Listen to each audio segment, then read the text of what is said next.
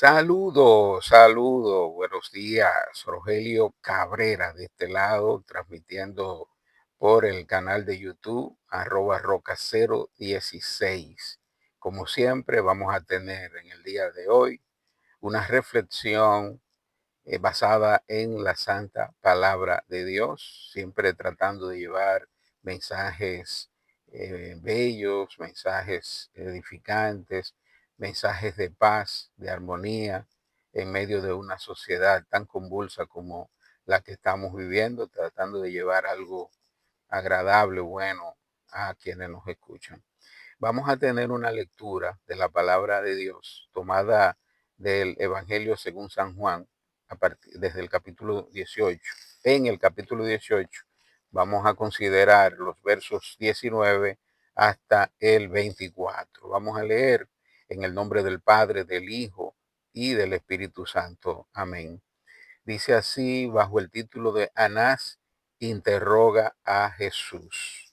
Dice: y el sumo sacerdote preguntó a Jesús acerca de sus discípulos y de su doctrina. Jesús le respondió: yo públicamente he hablado al mundo. Siempre he enseñado en la sinagoga y en el templo donde se reúnen todos los judíos, y nada he hablado en oculto. ¿Por qué me preguntas a mí? Pregunta a los que han oído que les haya yo hablado. He aquí, ellos saben lo que yo he dicho. Cuando Jesús hubo dicho esto, uno de los alguaciles que estaba allí le dio una bofetada, diciendo: ¿así respondes al sumo sacerdote? Jesús les respondió. Vamos a escuchar bien este texto donde Jesús les responde. Dice: si he hablado mal, testifica en qué está el mal. Y si bien, ¿por qué me golpeas? Anás entonces le envió atado a Caifás, el sumo sacerdote. Aquí vemos cómo increíblemente en el tiempo de hoy les diríamos tumbapolvo, le diríamos de esta gente que quieren resultarle gracioso al jefe. Ante una pregunta que le hace el sumo sacerdote a Jesús, y Jesús, como siempre, respondiendo con gran sabiduría, él le dice: no me preguntes a mí, porque quizás si yo te digo lo que yo he hablado, tú no vas a creerlo. Pregúntale a aquellos que me han estado escuchando, a esas personas que en la sinagoga se reúnen y yo les hablo. Ellos tienen que saber de qué yo les hablo. Entonces, yo creo que lo más idóneo, lo más indicado es que a esas personas le haga esa pregunta, pero aquel hombre quizás ignorante, estúpido, va y se le acerca a Jesús y le da una bofetada. Entonces, eso le dice: pero ¿soy yo merecedor de que me dé ese golpe? Porque yo no he hecho nada malo. Ahora, si yo hice algo malo, yo creo que lo correcto es que me señalen en que yo fallé, cuál fue eh, lo que yo hice tan mal que me haga merecedor de que me golpeen. Ahora, si no he hecho nada malo, entonces, ¿por qué me golpean? Y eso es lo que está pasando durante todo el tiempo a partir de que Jesucristo descendió de los cielos y vino a la tierra. A Jesucristo se le ha interpretado de todas las maneras que se ha querido. Lo mismo que se hizo en el tiempo en que él estaba aquí en la tierra. O sea, uno lo tomaron como que era un impostor, un político adversario y rebelde, que a lo mejor estaba tratando de protestar en contra de la ocupación que tenían los romanos allá en Israel. y quizá él era un líder, muchos lo entendieron así, cuyo interés era él entonces ser el rey de Israel. Nada más lejos de la realidad y de los objetivos que Jesús tenía, que siempre fue enfático, tanto para el pueblo común como para los discípulos que lo seguían. Jesús fue muy enfático al decir que su reino no era de este mundo. Y todas las palabras que él hablaba, la hablaba era en función de cuál era el propósito fundamental, que era eh, predicar a las personas acerca del pecado en el que estaban sumergidos y que debían arrepentirse, debían creer en la palabra que él le decía, porque cuando se cree en Jesús, entonces usted es alcanzado por el propósito que Dios tiene al enviar a su Hijo aquí a la tierra, que es la redención de la humanidad. O sea, Jesús no quiere que nadie se pierda. Jesús y el Padre quieren que todos procedamos al arrepentimiento, que todos creamos. No es fácil creer. Quizás para los que estaban en el momento que Jesús se hizo hombre, le hubiese sido más fácil creer porque era Dios, estaba ahí con ellos haciéndole compañía.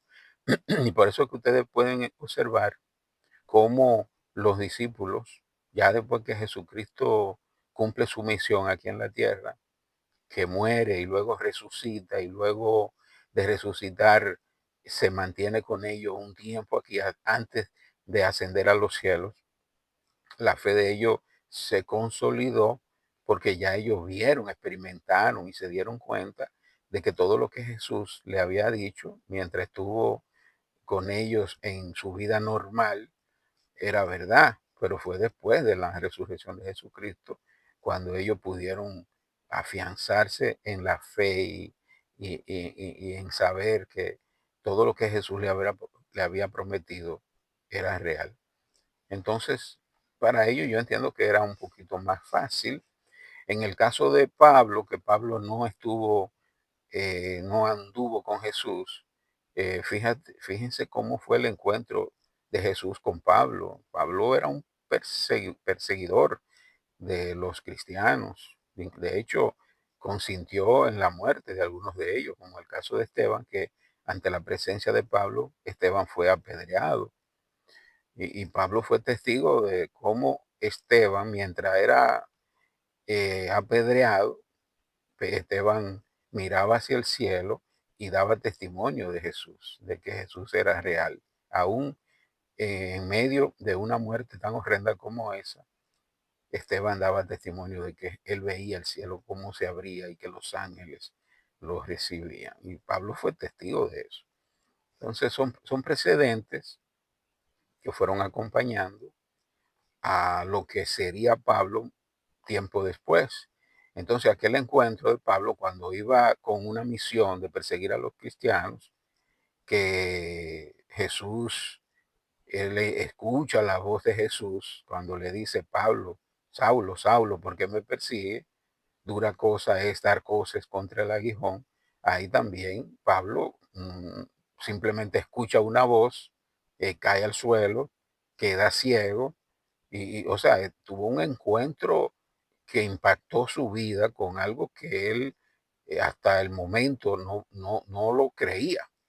O sea, Pablo no creía que Jesús realmente era el Hijo de Dios, pero en ese encuentro directo con Jesús, entonces ahí Pablo comienza a darse cuenta de que todo aquello que yo entendía que era una fantasía, una falacia, un cuento de hadas, una promesa de un líder, como otros tantos líderes que se levantaron en la época políticos que prometían, pero finalmente cuando lo aniquilaban, ya de eso ahí quedaba, todo desaparecía.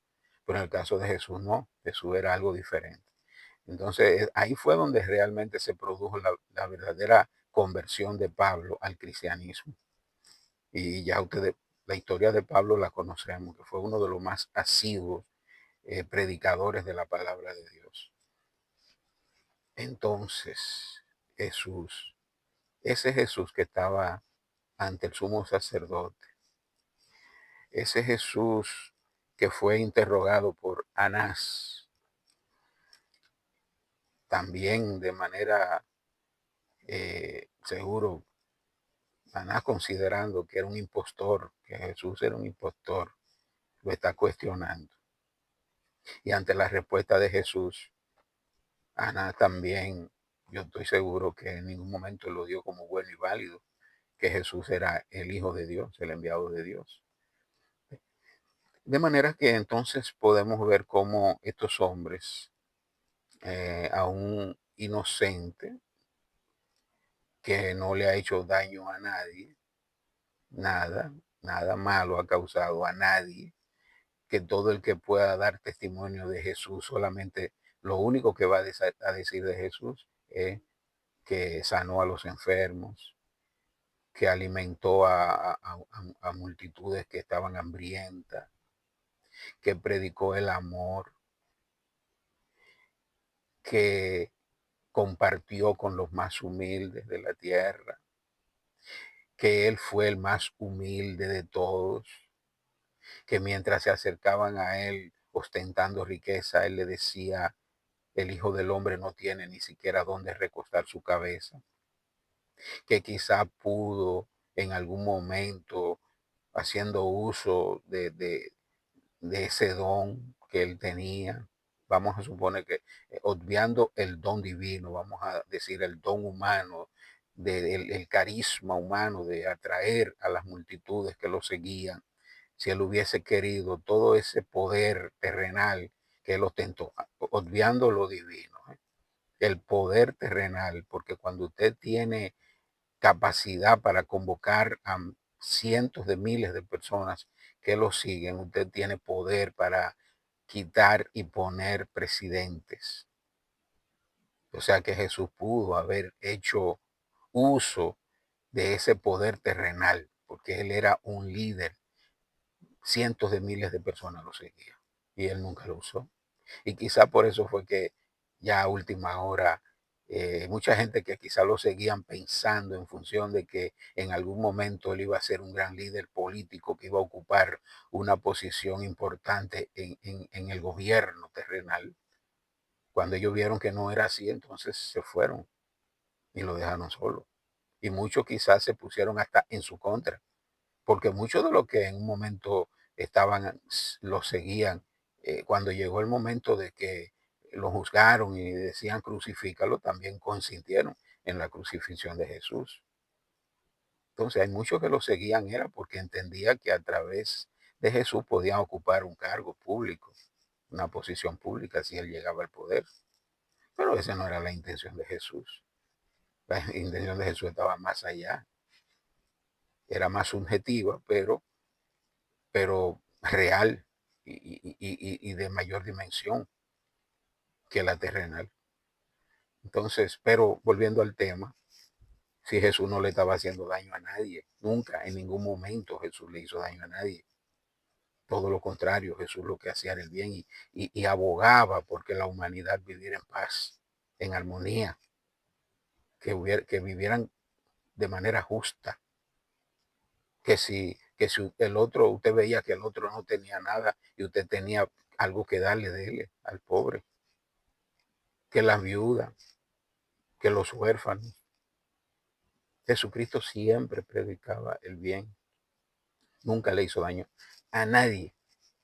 Y fue ese mismo hecho ahí que narra ante el sumo sacerdote, demuestra la integridad de Jesús, demuestra la mansedumbre de Jesús, porque a pesar de haber sido abofeteado, Jesús no reaccionó violentamente.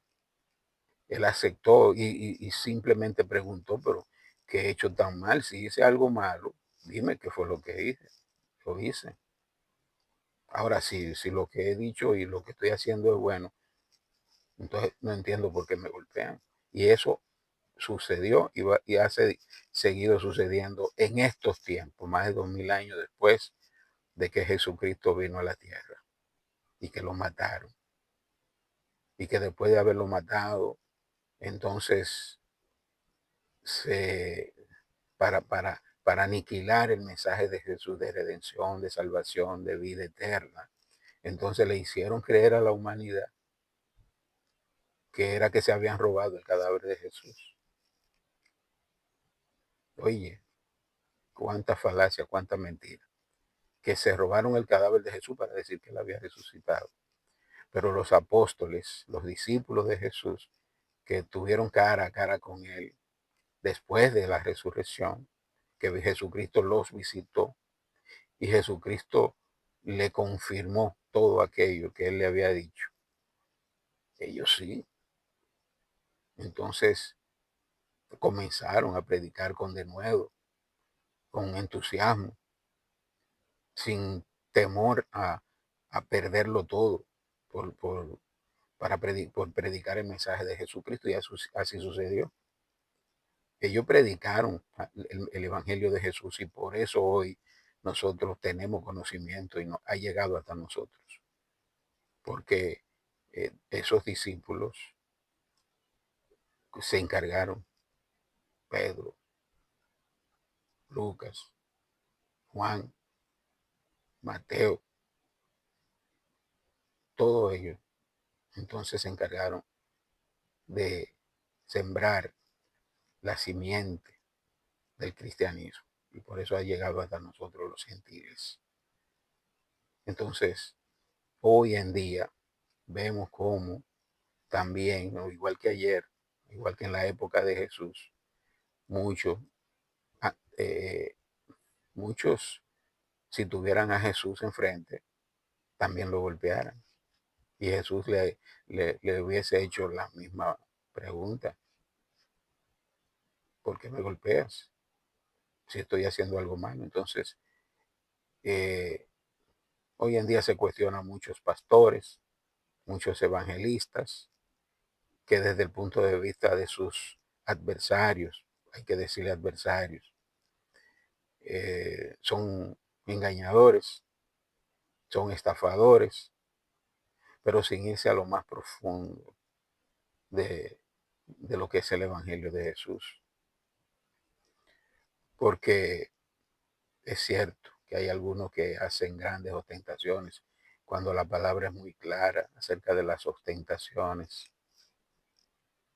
Dios no manda a nadie a vivir en miseria ni en pobreza, pero también las muchas ostentaciones en un mundo donde hay tanta pobreza, tantas necesidades, es como injusto que usted esté ostentando esas grandes riquezas.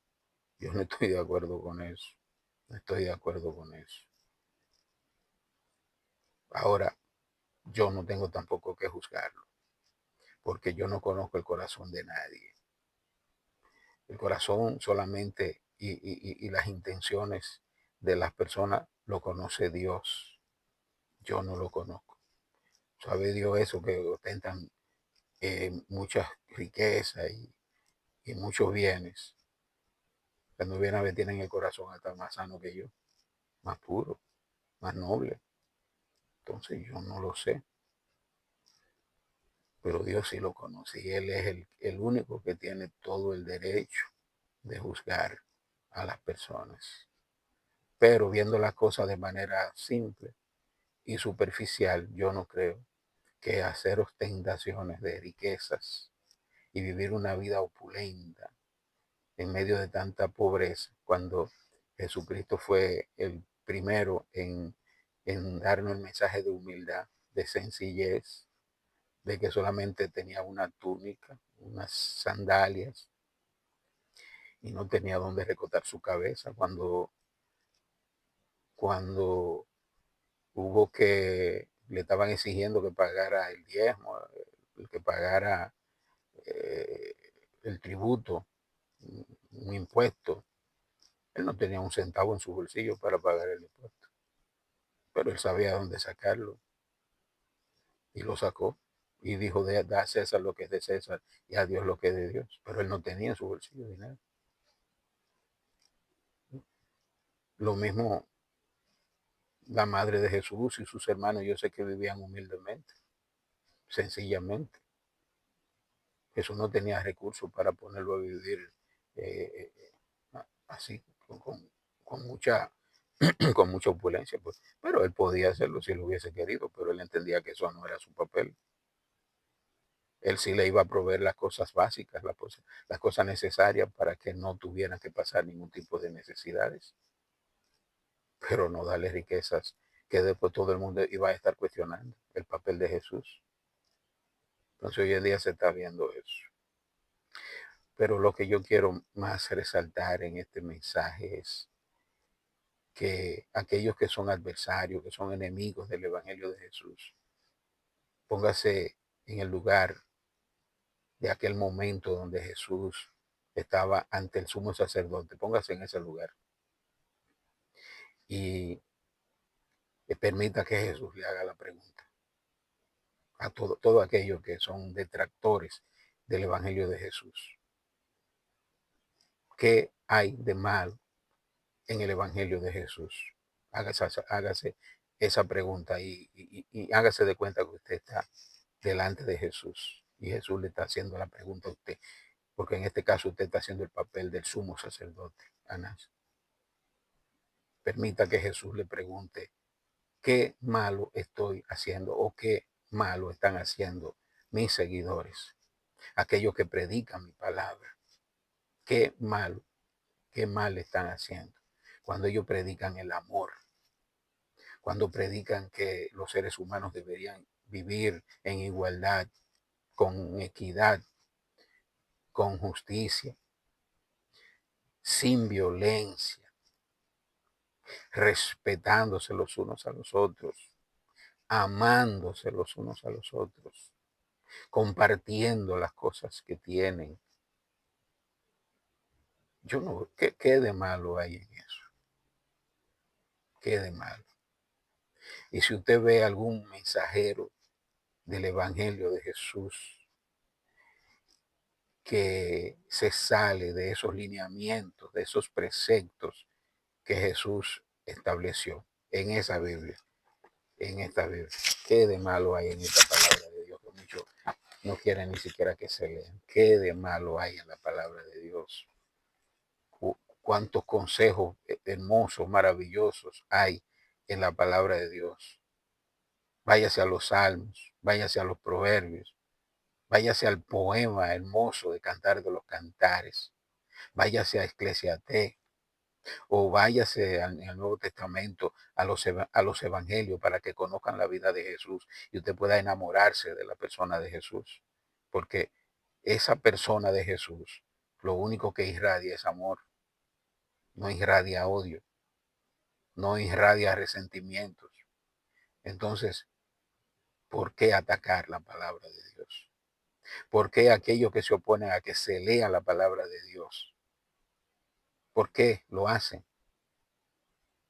Porque si hay algo malo en la lectura, no me vengan con el argumento de que hay otro, que hay otra cosa. Bueno, el que quiera creer en otra cosa, pues tiene todo el derecho de hacerlo. Porque para eso Dios libertad de elección, libre albedrío. Si el que quiera creer en otra cosa, tiene todo el derecho de hacerlo. Pero también hay que respetar el derecho de creer en que Jesús es el Hijo de Dios, el enviado de Dios. Si usted entra en contradicción con eso, si usted no le interesa, por lo menos permita que los demás que hemos creído en que Jesús es el Salvador del mundo, permítanos hacerlo con esa libertad que Dios nos dio y que aquí en la tierra también debe respetarse. Porque al final, cuando todo esto termine, cuando la tierra pase, porque la Biblia dice que la tierra pasará y todo, pero la palabra de Dios, ni una jota ni una tilde, dejará de cumplirse. Entonces, ya cuando todo esto pase, cuando venga el día del juicio final que habrá de venir, porque si observamos los tiempos, y las sazones y la descomposición que hay en la humanidad, los que tienen un poquito de inteligencia deben saber que a esta tierra no le queda mucho tiempo. La depredación del hombre, el mal uso que le ha dado el hombre a su vida y a todo lo que este ambiente que Dios le proveyó para que viviera feliz como se vivía en el paraíso. El hombre lo ha depredado y está haciendo daño. Miren ese terremoto, esos terremotos que se dieron en Venezuela, otros terremotos que se han dado en otras partes del mundo, ¿eh? Los ciclones, el calentamiento global, todo esto ha sido consecuencia de de que el hombre ha depredado su hábitat, ha hecho mucho daño y la naturaleza se reacciona de esa forma. Entonces, los que tienen un poco de sabiduría y de inteligencia tienen que darse cuenta de que llegará un momento en que ya esto no podrá continuar. Entonces vendrá el fin. Pero lo que deseamos es que cuando llegue este momento, cuando ya el fin llegue, entonces mucha gente se haya salvado, mucha gente haya tomado la decisión, que no espere el último momento, que no esperen que se le haga tarde, que la noche le caiga encima, sino que crean la palabra de Dios. No es fácil creer, lo entendemos. Por nosotros mismos nunca vamos a aceptar el mensaje de Jesús, porque el mensaje de Jesús trasciende a lo que es nuestra lógica humana. Entonces quien tiene que convencernos a nosotros es el Espíritu Santo. Por eso es que cuando Cristo se iba, Cristo tuvo que a esos hombres y a esas mujeres que le seguían, él tuvo que demostrarle que él era el Hijo de Dios. Él tuvo que hacer milagros. Él tuvo que hacer cosas que el hombre no la podía entender y por consiguiente entonces aceptar que ese era un hombre diferente, que no era un hombre simple, sino que era el Cristo, porque sanar a los enfermos, levantar a los que estaban inválidos, levantar a los muertos ante la mirada de todos esos curiosos que habían ahí, era para que creyeran. Y él lo llegó a decir: Padre, te doy gracias, pero todas estas cosas yo las hago para los que no creen. Entonces, que no creen por la palabra que yo les hablo, entonces crean por las obras que hago en ellos. Y por eso Cristo hizo muchos milagros. O sea, ellos creyeron porque vieron muchas cosas. Pero cuando Cristo se fue, ya los que quedaron solamente íbamos a creer por los testimonios que dieron los discípulos. Y eso iba a ser difícil porque los hombres no creemos en los hombres, dudamos todo el tiempo.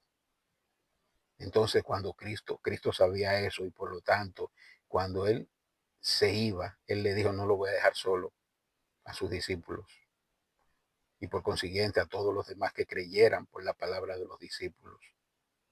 Voy a orar al Padre, le voy a pedir al Padre que tan pronto yo me retire de aquí, le mande un consolador, uno que lo guíe a ustedes, uno que cuando ustedes tengan que hablar, él ponga las palabras correctas que tienen que decir, uno que los ayude a hacer cosas mayores que las que ustedes vieron que yo hice. Ese fue el Espíritu Santo. Y él prometió que el Espíritu Santo iba a estar todos los días de nuestra vida hasta el fin de los tiempos. De manera que hoy, ahora mismo, en este instante que yo le estoy diciendo estas palabras, el Espíritu Santo está con ustedes, está con nosotros, está en esta tierra, porque el Padre lo envió. Entonces todo el que cree en Jesucristo, el Hijo, el enviado de Dios, el Espíritu Santo viene sobre ellos y está con él y los ayuda en todo. Eso es. Ese es el que convence de verdad, el que convence de que somos pecadores, el que nos convence de que si creemos, nosotros vamos a tener la oportunidad de participar en ese reino celestial. El Espíritu Santo está hoy aquí.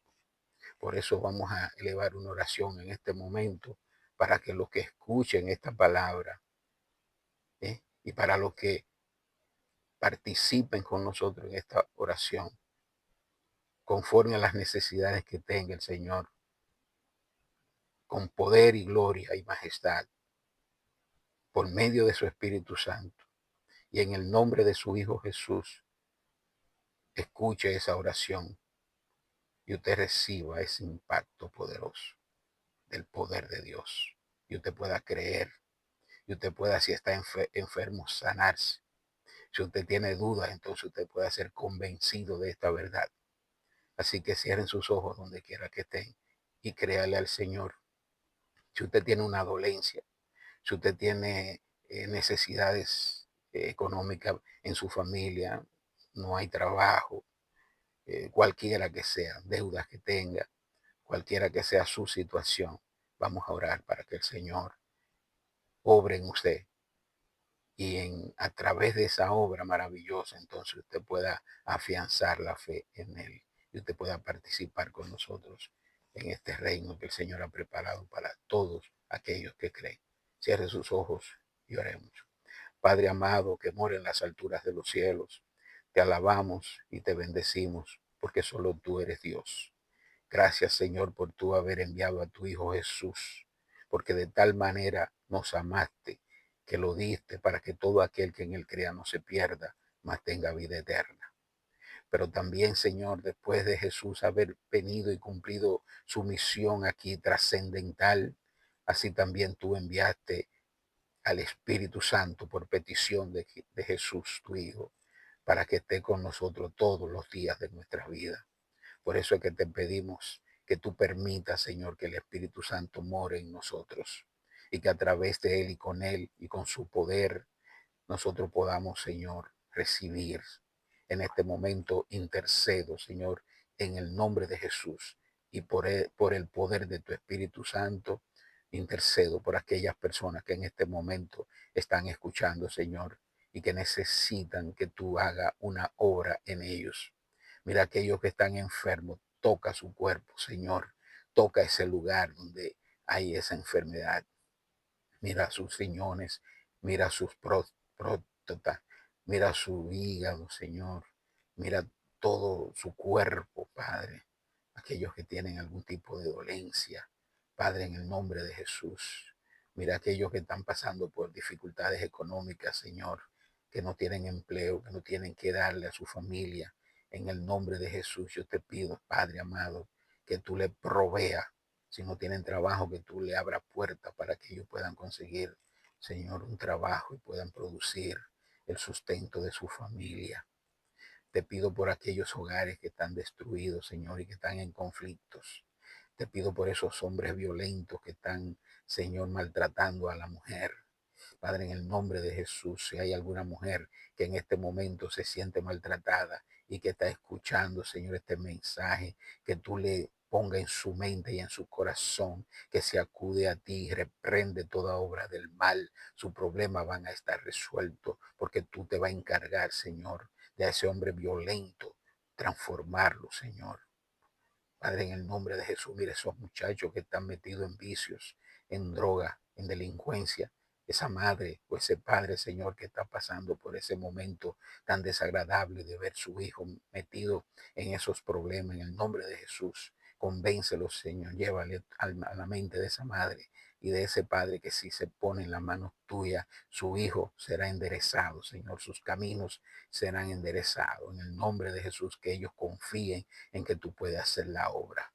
Todos aquellos que están pidiendo algún tipo, Señor, de intervención tuya, convéncelo, ayúdalo, Padre, en esta hora, para que ellos puedan recibirlo. Gracias te damos, Padre amado, en esta hora, porque yo sé que tú has estado con nosotros. Amén y amén. Dios les bendiga a aquellos que nos escucharon, que tuvieron hasta este momento participando de este mensaje. Espero que el Señor toque su vida y toque sus corazones y puedan continuar. Nos vemos en una próxima ocasión en que estaremos compartiendo con ustedes otro mensaje eh, de la lectura, una lectura de la palabra de Dios, que en estos tiempos se necesita tanto. Dios les bendiga y hasta la próxima. Amén.